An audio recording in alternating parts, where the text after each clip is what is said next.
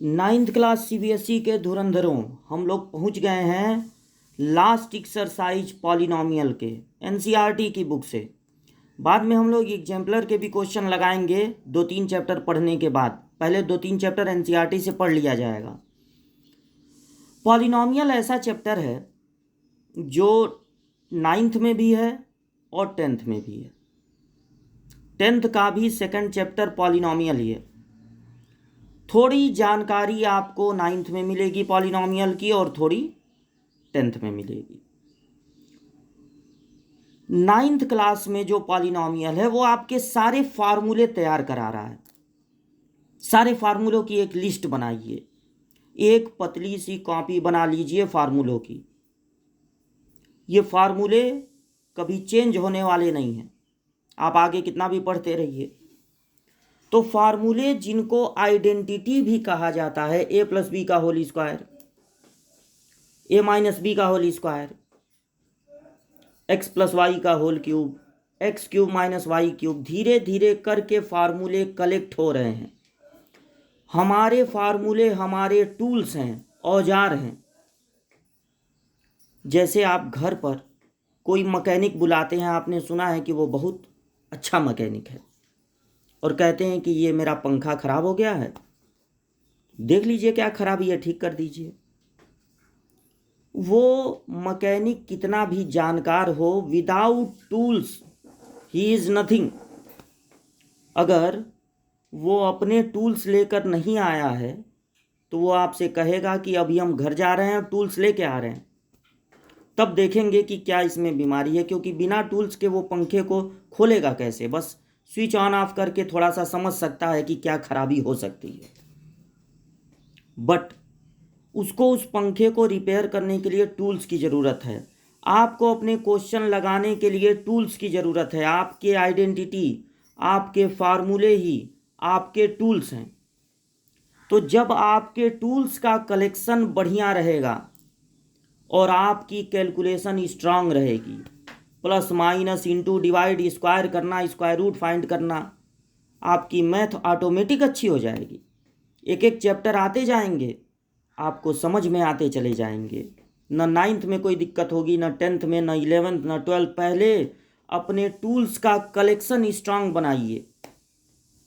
Tools का collection strong बनाने के लिए एक पतली कॉपी, छोटी कॉपी बनाइए केवल फार्मूलों की। उसमें जैसे जैसे फार्मूले आपके सामने आते जा रहे हैं वैसे उसमें कलेक्ट करते चले जाइए, नोट करते चले जाइए। तो बढ़ते हैं आगे।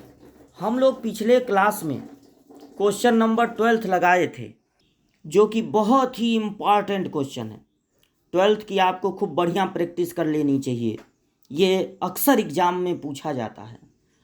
अब हम लोगों को लगाना है क्वेश्चन नंबर 13। तो देखिए क्वेश्चन नंबर 13 क्या है। If x plus y plus z is equal to 0, अगर एक्स, तीन चीज़ों का सम 0 है तो x cube plus y cube plus z cube होगा 3xyz। वेरी वेरी इंपॉर्टेंट, बहुत ही ज़्यादा इंपॉर्टेंट। ये खुद अपने आप में एक फार्मूला है, खुद अपने आप में एक फार्मूला है। इसको आपको अभी हम ध्यान से बता रहे हैं और इसको एक फार्मूले के रूप में देखिएगा। हम लोग कई क्वेश्चनों में यूज करेंगे, कई क्वेश्चनों में यूज करेंगे। आप ये देखिए, हमारे पास एक आइडेंटिटी है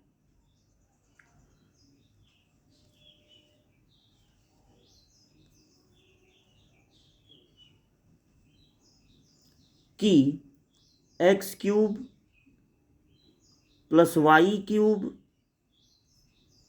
plus z cube minus 3xyz। आपको याद होगा पिछले क्लासेज में इस प्रॉपर्टी का बहुत यूज हुआ है।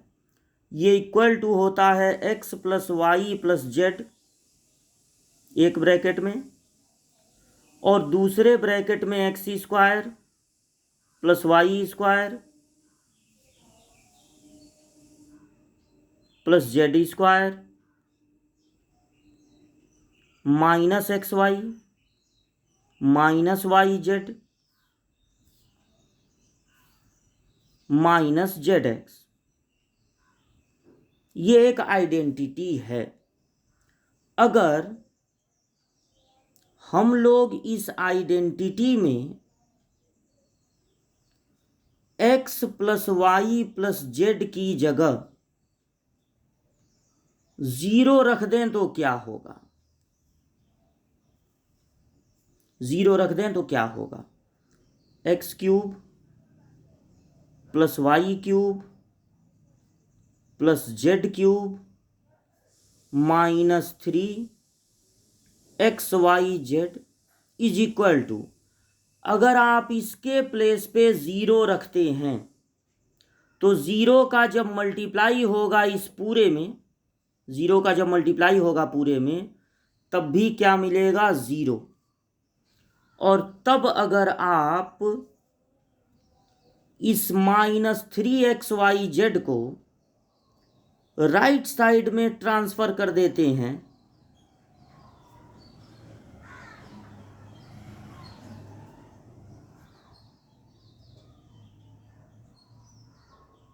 तो आपको मिलेगा x cube plus y cube plus z cube is equal to 3xyz। यही क्वेश्चन नंबर 13 है। तो क्वेश्चन नंबर 13 यानी जब आपसे पूछा जाएगा कि प्रूव करो, show that if x plus y plus z equal to 0 then x cube plus y cube plus z cube will be equal to 3xyz, तो आप क्या करेंगे? आप इस प्रूविंग का left hand side right hand side ये सब नहीं लेंगे, बल्कि आप इस आइडेंटिटी को ले लेंगे। ये जो आइडेंटिटी है इस आइडेंटिटी को ले लेंगे और इस आइडेंटिटी को लिखकर आप उसमें x plus y plus z की जगह 0 पुट कर देंगे। तब आपको मिलेगा x cube plus y cube plus z cube equal to 3xyz। अब इस पर पूरा आपको रिसर्च करना है। आगे बढ़ने के लिए आपको इसे बहुत अच्छे से समझना है। क्या समझना है ये देखिए। अगर ऐसे लर्न कीजिए, अगर 3 चीजों का सम 0 है, फर्स्ट सेकंड थर्ड, 3 चीजों का सम 0 है, देन उनके क्यूब का सम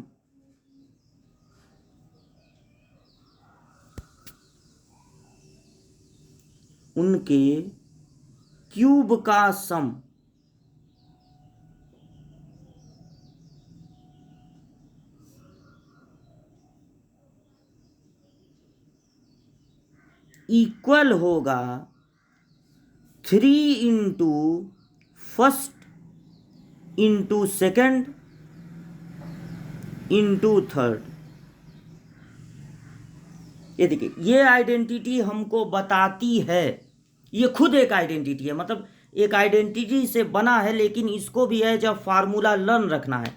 ये खुद एक आइडेंटिटी है, खुद एक आइडेंटिटी है कि अगर 3 टर्म का सम 0 होगा तो उनके क्यूब का सम होगा 3 into first into second into third. इसको आपको ध्यान में रखना है कि अगर 3 चीज़ों का सम 0 होगा तो उनके क्यूब का सम इक्वल होगा 3 इंटू, इनको ब्रैकेट में कर सकते हैं आप, फर्स्ट सेकेंड थर्ड। अब या तो यही आप लिख देंगे एग्जाम में, अगर कहीं इसका यूज करेंगे तो आप लिख देंगे if x plus y plus z equal to 0 then x cube plus y cube plus z cube equal to 3xyz। या इसको ऐसे भी लिख सकते हैं कि 3 टर्म का सम अगर 0 है तो उनके क्यूब का सम होगा 3 into first into second into third.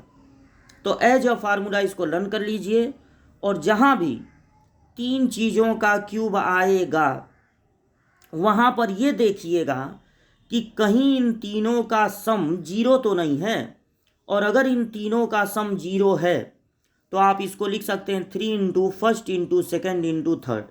जैसे हम आपको एक एग्जाम्पल बताएं, हमने आपसे कहा कि 2 का क्यूब प्लस 3 का क्यूब और प्लस -5 का क्यूब कितना होगा। तो हमने आपको अलजेब्रा में या एरिथमेटिक में ABCD को लेकर XYZ को लेकर या 2 3 4 5 लेकर नंबर्स लेकर अगर आपसे ये क्वेश्चन पूछ दिया कि इन तीनों के क्यूब का सम कितना होगा, तो आप अगर चेक करते हैं 2 3 और -5 को ऐड करते हैं तो आपको क्या मिलने वाला है, 0। अगर आपको 0 मिलने वाला है, अगर 0 मिल गया तो आप इसको इक्वल टू लिखेंगे, इस पूरे को 3 इंटू फर्स्ट सेकेंड और थर्ड। तो ये प्रोडक्ट माइनस में आने वाला है, 3 3 जा 9 और 2 5 जा 10, 90। ये 90 आएगा। अब आप चेक कर लीजिए कि ये सही है कि नहीं। तो 2 का क्यूब होता है 8 और -90 आया है, और 3 का क्यूब होता है 27 और -5 का क्यूब माइनस में आएगा 125। इनको ऐड कर दीजिए, दोनों पॉजिटिव हैं तो 35, इसमें से 125 माइनस कर दीजिए तो आएगा -90। कितना आएगा, -90। और जब आपने आइडेंटिटी का यूज किया तब भी आया था -90। तो कहीं भी ध्यान से सुनिए, कहीं भी अगर 3 नंबर्स का क्यूब होगा, उनका सम फाइंड करना होगा, तो एक बार चेक कर लीजिएगा क्या उन तीनों का सम 0 है। अगर उन तीनों का सम 0 है तो आप इसे लिख सकते हैं 3 into first into second into third. यानी क्वेश्चन नंबर जो 13 है वो एक्चुअल में अपने आप में एक फार्मूला है। ये जो क्वेश्चन नंबर 13 है इसको एक फार्मूले के रूप में लर्न रखना है। और अब इसी के बेसिस पे लगाना है क्वेश्चन नंबर 14। तो question number 14, without actual calculating the cube. Actually आप क्यूब मत कीजिए, -12 का क्यूब दिख रहा है मत कीजिए, -12 का 3 टाइम्स इंटू मत कीजिए, क्योंकि मना किया गया है। Without actually calculating the cube find the value of each of the following. इनकी वैल्यू आप पता लगाइए।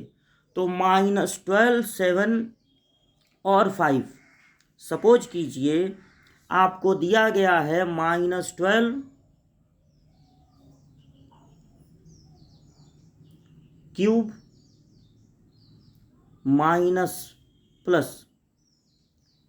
+5 क्यूब +7 क्यूब।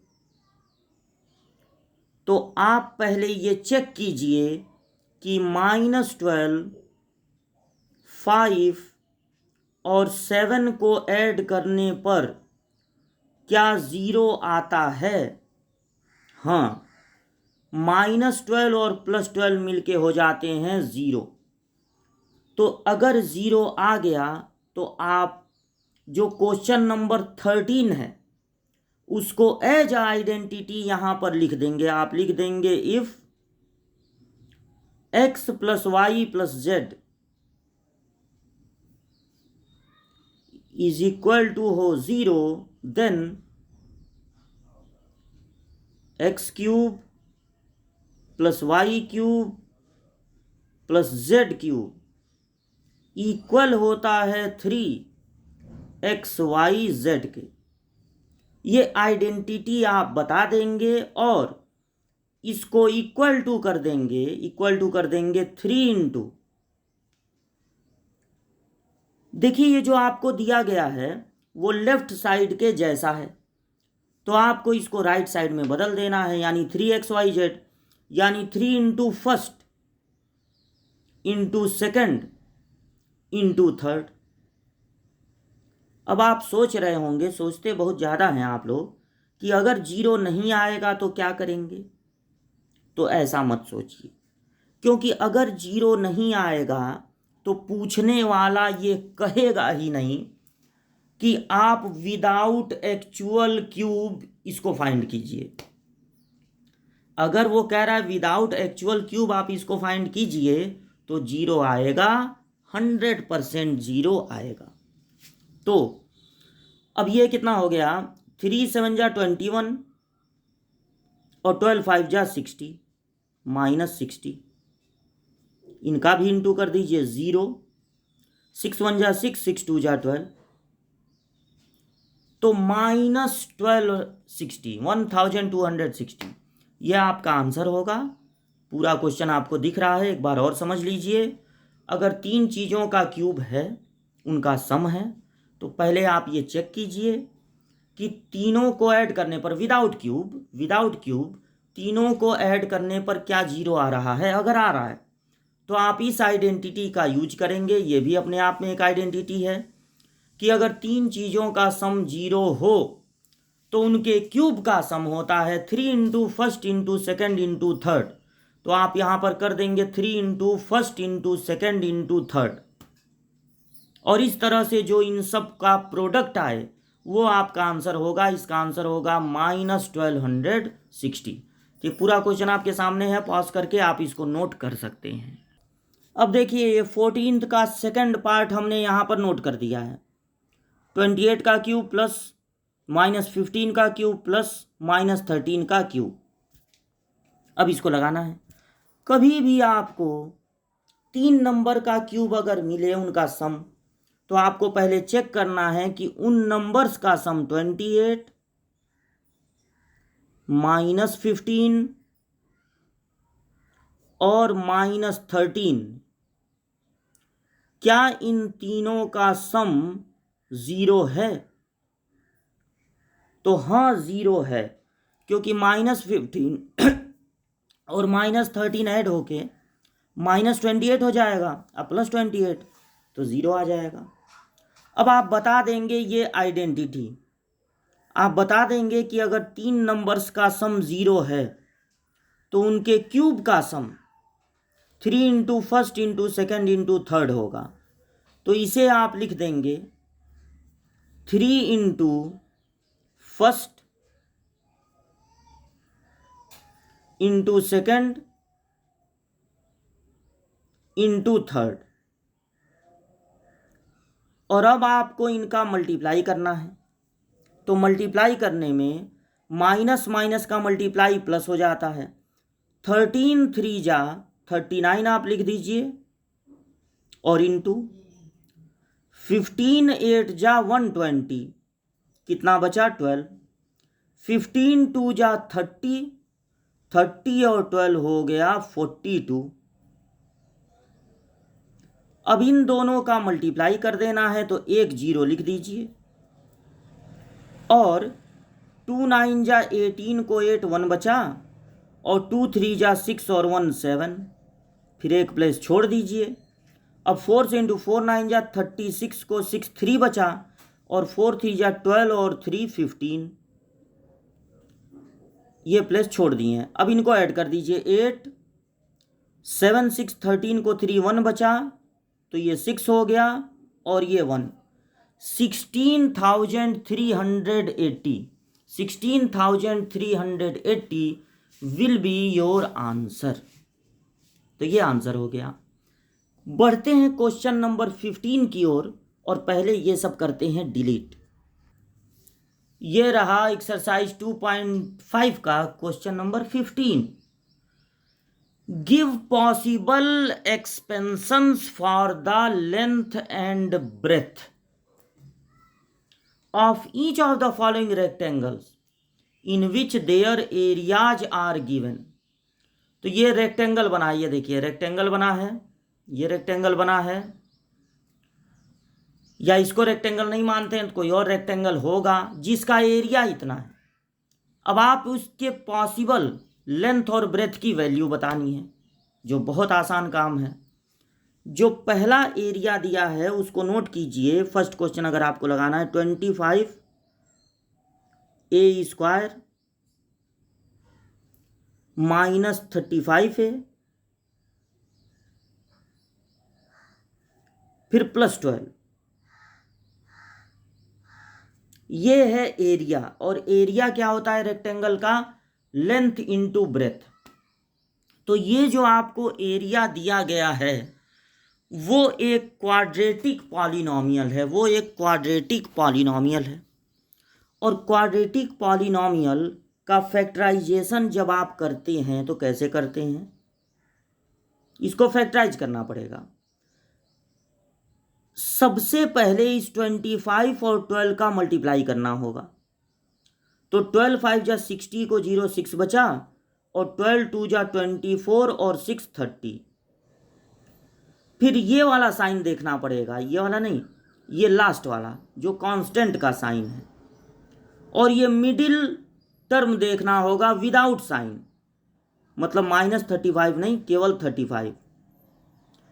अब दो ऐसे नंबर सर्च करने हैं जिनका प्रोडक्ट हो 300, उनको मल्टीप्लाई करने पर 300, और उनका सम हो, सम किस लिए? क्योंकि यहाँ प्लस है, उनका सम होना चाहिए 35। तो जल्दी से जल्दी आपको ऐसा नंबर सर्च करना है दो जिनका प्रोडक्ट हो 300 और उनको प्लस करने पे आए 35। तो अगर आप ये तुरंत सर्च कर लें कि 20 और 15 2 जा 30, 300 हो जाता है, और 20 और 15 ऐड होने पर हो जाते हैं 35। तो अगर तुरंत सर्च कर लिए तो अच्छी बात है, और नहीं तो फिर आप क्या कर सकते हैं, अगर नहीं खोज पा रहे हैं तो आपको फिर 300 का प्राइम फैक्टराइजेशन करना पड़ेगा। 2 से 150, फिर 2 से कैंसिल होगा 75, इस बार 3 से कैंसिल होगा तो 25। थोड़ा बीच बीच में रुकेंगे भी, देखिए 2 2 जा 4, 4 3 जा 12, 12 और 25 नहीं, आगे बढ़िए 5, फिर 5। अब इसी में थोड़ा मेहनत आपको करना पड़ेगा, इसी में आपको दो ग्रुप बनाने हैं। अब आपको ये चिंता नहीं है कि आपका प्रोडक्ट 300 होगा कि नहीं, 300 तो होगा ही। अब आपको सिर्फ ये चिंता करनी है कि वो दो नंबर का सम 35 होगा कि नहीं, 35 होना चाहिए। तो अब आप इस तरह से सिलेक्ट करते हैं कि जैसे मान लीजिए आप ले लेते हैं 2 5 जा 10 एक ग्रुप, और 30 दूसरा ग्रुप, 10 और 30, 10 और 5 2 जा 10, और 5 2 जा 10 और 3 30, 10 और 30। तो 10 और 30 अगर आप चूज करते हैं तो क्या इनको ऐड करने पर 35 आएगा? नहीं, तो ये गलत हो गया, आप कुछ दूसरा सोचिए। तो मान लीजिए आप चूज करते हैं 5 3 जा 15 और 4 5 जा 20। इस तरह से धीरे धीरे करते करते जब आप दो दो ग्रुप बनाएंगे तब आपको, यही दो तरीके हैं, या तो खुद मन से सोच लीजिए, और सोचना ही है क्योंकि 10th में भी क्वाड्रेटिक इक्वेशन है, तो ज़्यादा से ज़्यादा इसकी प्रैक्टिस कीजिए दो नंबर सर्च करने की। नहीं तो फिर प्राइम फैक्टराइज करके आपको दो ग्रुप बनाना होगा और सोचना होगा कि ऐसे दो नंबर कौन से होंगे जिनका सम होगा 35। तो जब आपको मिल गया नंबर 20 और 15, तो आप इस मिडिल टर्म को ब्रेक करेंगे।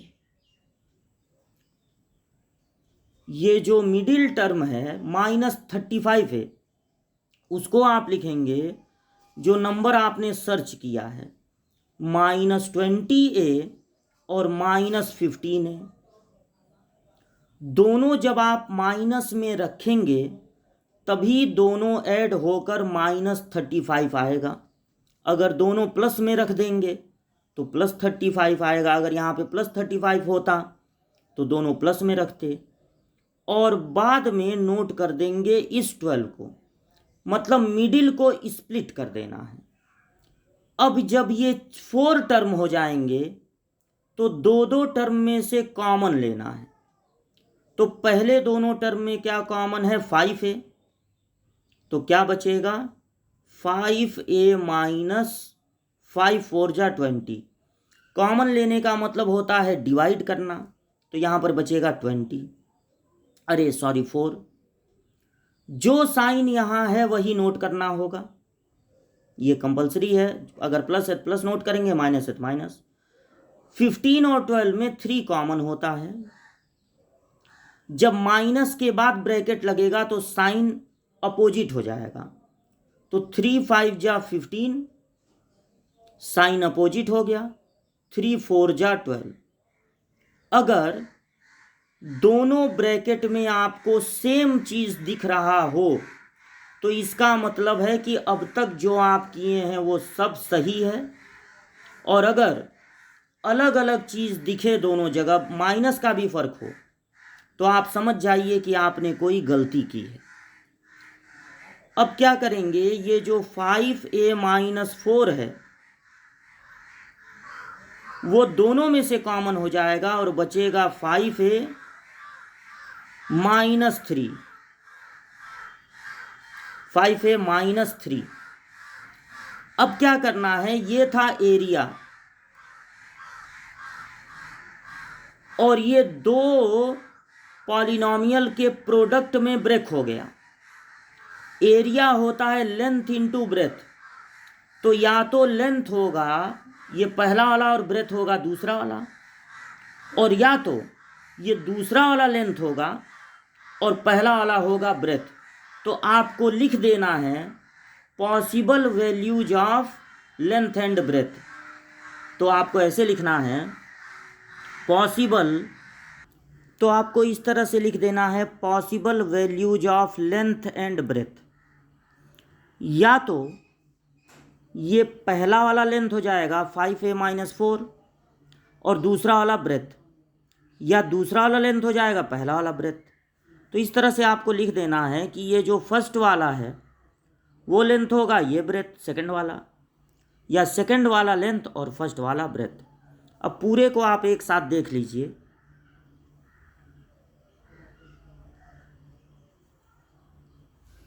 ये देखिए, ये एरिया दिया था जो कि एक क्वाड्रेटिक था, तो हमने क्या किया, क्वाड्रेटिक को मिडिल स्प्लिट मेथड से फैक्टराइज कर दिया।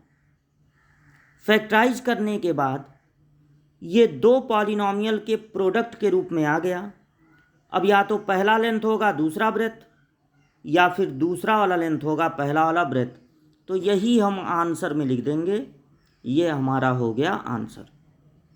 और अब सेकंड वाला पार्ट, ये देखिए सेकंड में एरिया गिवन है 35y square plus 13y minus 12, 35y square plus 13y minus 12। तो सबसे पहले हम लोगों को क्या करना है, सबसे पहले इस 35 और इस 12 का कर देना है मल्टीप्लाई। तो 35 में 12 का मल्टीप्लाई कीजिए, 35 इंटू 12, तो आएगा 12 5 जा 60 को 0, 3 बचा, और 12 5 जा 60 को 0, 6 बचा, और 12 3 जा 36 और 6 42। तो यानी प्रोडक्ट आना चाहिए 420। और यहाँ वाला साइन देखेंगे माइनस, और मिडिल वाला नंबर देखेंगे 13। तो यानी कि प्रोडक्ट होना चाहिए 420 और उनको माइनस करने पर आना चाहिए 13। अब ऐसे दो नंबर आप सर्च कीजिए जिनका मल्टीप्लाई करने पर आता हो 420 और जिनको माइनस करने पर आता हो 13।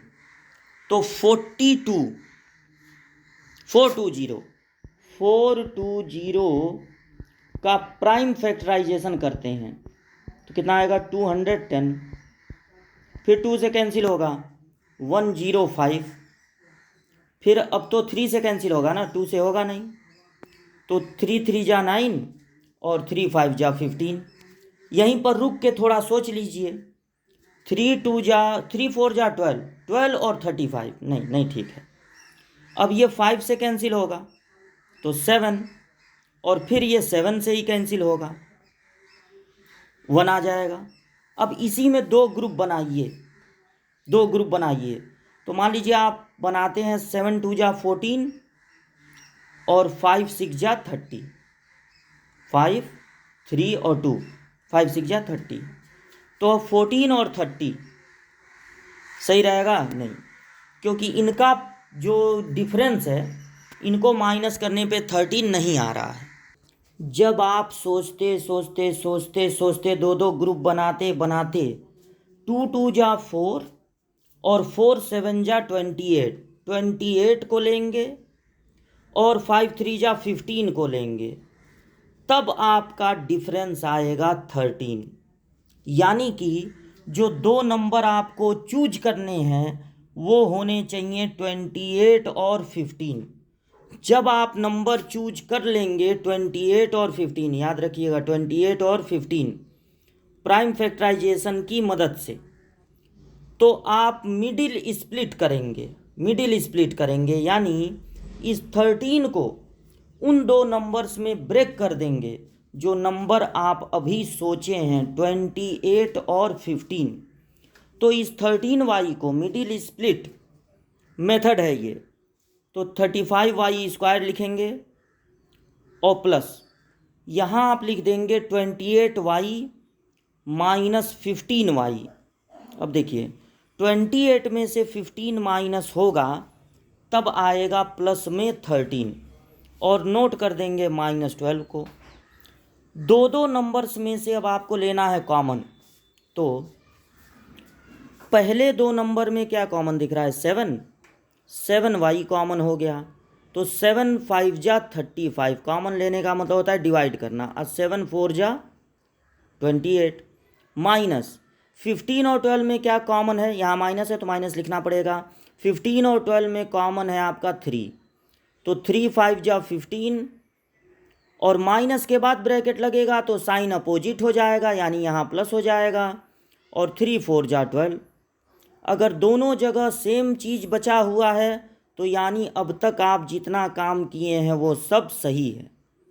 तो आपको अब 5y + 4 दोनों में से ले लेना है कॉमन, तो यहाँ बचेगा 7y और यहाँ बचेगा -3। अब पिछले क्वेश्चन की तरह आपको बता देना है कि दो पॉसिबल वैल्यूज होगी, जैसे पिछले क्वेश्चन में लिखे थे।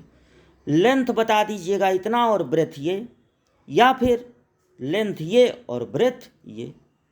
इस तरह से जब एरिया दिया जाएगा तो आपको पॉसिबल वैल्यू बतानी होगी लेंथ और ब्रेथ की। अब शायद लास्ट क्वेश्चन पे हम लोग पहुंच गए हैं, तो देखते हैं कि 2 क्वेश्चन बचे हैं या 1। अब देखिए इस एक्सरसाइज का और इस पूरे चैप्टर का अब केवल एक क्वेश्चन बचा हुआ है, क्वेश्चन नंबर 16। उसके बाद आप देख रहे होंगे एनसीईआरटी की बुक में समरी दी गई है, यानी जितना पढ़े हैं उन सब में मेन फार्मूले, मेन थियरम दिया गया है। तो अब यही 16 क्वेश्चन हम लोगों को लगा लेना है और इस तरह से ये चैप्टर कंप्लीट हो जाएगा, सारे एग्जाम्पल और सारे एक्सरसाइज के question. What are the possible expression for the dimensions of the cuboid? देखिए क्यूबॉइड होता है, इसके डायमेंशन होते हैं लेंथ, ब्रेथ और हाइट। क्यूबॉइड के डायमेंशन का क्या मतलब है? इसमें लेंथ होता है, ब्रेथ होता है और हाइट होती है, लेंथ ब्रेथ और हाइट। तो वॉल्यूम दिया हुआ है, देखिए जैसे पिछले क्वेश्चन में एरिया दिया था, इस क्वेश्चन में दिया है वॉल्यूम, और वॉल्यूम देकर पूछा गया है कि बताइए पॉसिबल लेंथ ब्रेथ हाइट क्या हो सकती है। डायमेंशन का क्या मतलब है? लेंथ ब्रेथ हाइट क्या हो सकती है। तो पहले वाले क्वेश्चन में वॉल्यूम दिया है 3x² - 12x, तो जब आप वॉल्यूम नोट करेंगे 3x² - 12x, तो आपको इसको फैक्टराइज कर देना है। अब जब फैक्टराइज करेंगे तो ये दो ही टर्म हैं, तो इसमें से 3 देखिए कॉमन है, 2 टर्म है तो बस कॉमन ले लेना है, कॉमन है 3x। तो जब 3x कॉमन ले लेंगे तो क्या बचेगा, x माइनस, कॉमन लेने का मतलब होता है डिवाइड करना, तो x माइनस 4। अब 3 ग्रुप में आप इसको डिस्ट्रीब्यूट कर दीजिए, 3 ग्रुप में, 3x और x माइनस 4। तो पॉसिबल डायमेंशन होगा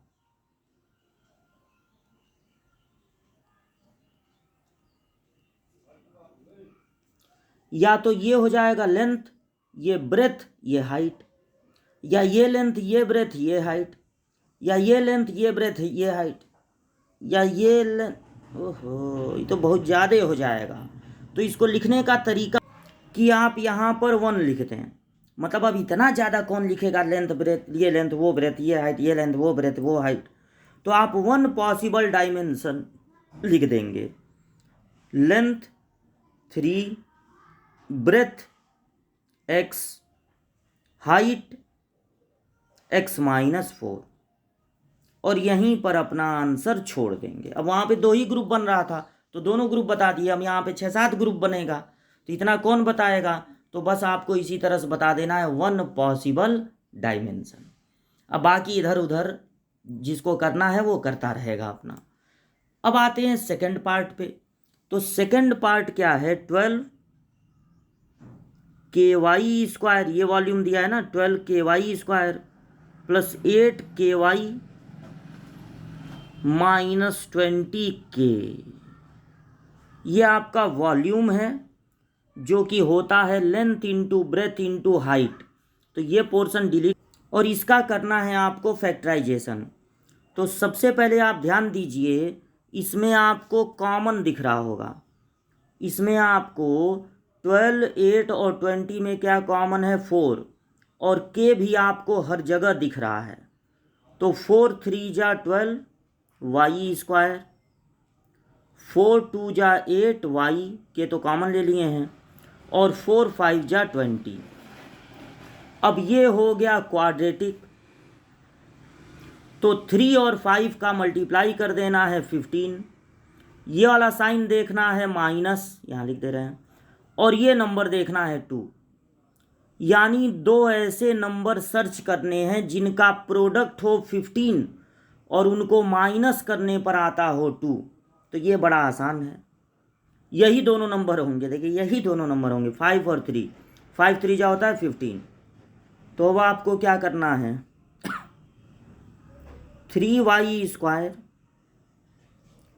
इस मिडिल टर्म को स्प्लिट कर देना है, तोड़ देना है जो आप खोजे हैं। तो आप 2y प्लस 2y की जगह क्या लिख सकते हैं, 5y माइनस 3y। जब प्लस 5 में से 3 माइनस होगा तो प्लस 2 आ जाएगा, माइनस 5। जब 4 टर्म हो जाएंगे तो आपको 2 टर्म में से ले लेना है कॉमन, ये 4 के आप लिखते रहिएगा, और 2 टर्म में से कॉमन ले लीजिए। तो पहले क्या कॉमन है, 3 तो नहीं कॉमन है, y कॉमन है तो बचेगा 3y प्लस 5। ठीक, अब जो साइन यहाँ है वही नोट करना है, 3 और 5 में कुछ कॉमन नहीं होता है तो 1, जब कुछ ना कॉमन हो तो 1, माइनस के बाद ब्रैकेट लगेगा तो साइन चेंज हो जाएगा, अपोजिट हो जाएगा। अब ये हो गया 4 के, और इन दोनों में से कॉमन हो गया 3y प्लस 5, तो बचेगा, यहाँ पे बच जाएगा y और यहाँ बच जाएगा -1। इस तरह से अब आपको 4 और k को अलग अलग नहीं करना है, एक ग्रुप ये हो गया, एक ग्रुप ये हो गया, एक ग्रुप ये हो गया। तो आपको पिछले क्वेश्चन की तरह 1 पॉसिबल वैल्यू बता देना है। 1 पॉसिबल वैल्यू होगी length 4k, breadth 3y plus 5 और हाइट y माइनस 1। अगर बुक में ये लेंथ लिखा है और ब्रेथ इसको लिखा है, हाइट इसको लिखा है, तो कोई बात नहीं, तीनों में से किसी एक को बता देना है लेंथ, एक को बता देना है ब्रेथ, और एक को बता देना है हाइट। इस तरह से ये लास्ट क्वेश्चन भी कंप्लीट हो गया। अब अगले क्लास से हम लोग कोई नया चैप्टर पढ़ा जाएगा।